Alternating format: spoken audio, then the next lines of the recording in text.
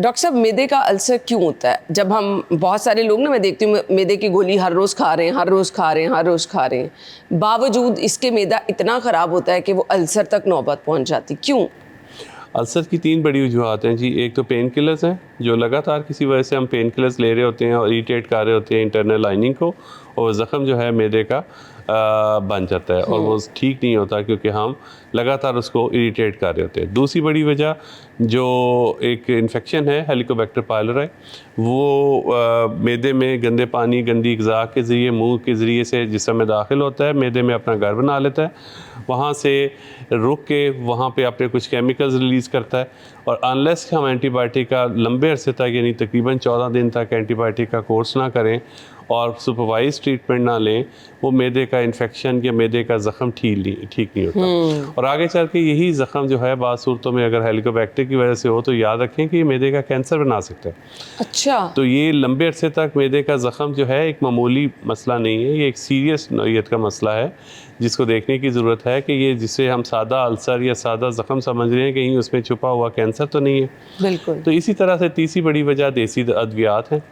देसी अद्वियात हमारे मुल्क में बड़ी वाफर मिकदार में वाइटामिन्स, हर्बल टॉनिक्स और इस तरह के मुख्तलिफ़ नामों से इस्तेमाल हो रही हैं, जिसका कोई स्पेसिफाइड कंटेंट हमें नहीं पता होता, उसकी कंसंट्रेशन नहीं पता होती, और बाज़ सूरतों में उस पर कुछ ऐसे अज़ा शामिल होते हैं जो डेंजरस होते हैं और वो मैदे को, इंटरनल लाइनिंग को ज़ख़म की सूरत में मुतासिर करते हैं, जिसमें खून की उल्टी, काले पखाने, इस तरह के मामलात आ सकते हैं। दर्द के अलावा, दर्द तो हर बंदा को पता है कि जी मैदे में तकलीफ़ है तो मैदे में तकलीफ़ की एक अलामत दर्द है, लेकिन खून की उल्टी, अनएक्सप्लेन्ड वेट लॉस, इसके अलावा खून की कमी के अलावा अगर पखाने में खून आ रहा है, तो ये सारी ऐसी अलामात हैं जो वार्निंग साइन कहलाती हैं, और इसको देखते हुए हमें ज़रूरी टेस्ट करके उसकी तशख़ीस करके इलाज करने की ज़रूरत है। मैदे का अल्सर काबिल इलाज है, इसके लिए फिर क्या करना पड़ता है? मैदे का अल्सर जी हर लिहाज से काबिल इलाज है।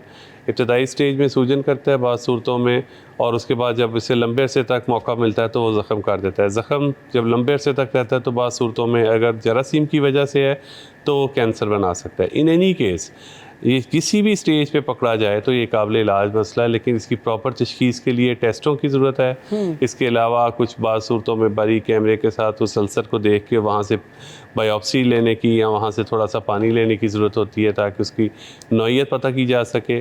और अगर उसकी नौइयत पता करने से हमें पता चलता है कि अल्सर है या कैंसर है, तो फिर उसके हिसाब से इवन कैंसर का भी इलाज, मैदे के कैंसर का भी हो सकता है, लेकिन प्रोवाइडेड कि सही बंदे के पास जाएँ और सही तशख़ीस हो, सही टाइमिंग पे हो। सही टाइमिंग, यानी जितना जल्दी डायग्नोस हो जाएगा तब रिकवरी के चांसेस ज़्यादा बेहतर होते हैं। डॉक्टर साहब, अब जो अल्सर के पेशेंट हैं या जिन्हें मैदे का दर्द रहता है, उन्हें एहतियात क्या करनी है? उन्हें क्या सालन वगैरह बिल्कुल नहीं खाना, ऑयली चीज़ें बिल्कुल नहीं खानी है? क्योंकि कुछ ऐसे पेशेंट हैं ना जिन्हें मुसलसल हल्की हल्की मैदे में दर्द लगी रहती है, तो उनके लिए एहतियात भी हमें बता दें। देखिए, उसमें एहतियात यही है कि वो एक तो उसकी वजह ढूंढे सबसे पहले। उसकी कोई ऐसी कैफियत नहीं है कि लगातार उसको सारा वक्त वो बर्दाश्त करे दर्द को। कोई रीज़न है, उस रीज़न को ढूंढें, ट्रीट करें और इस दर्द से छुटकारा हासिल करें।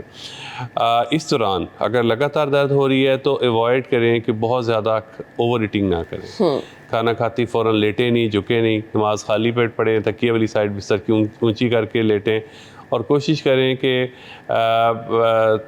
ये जो पेन किलर्स हैं, एंटीबायोटिक्स हैं, over the counter herbal tonics हैं, ये अनसुपरवाइज ना लें।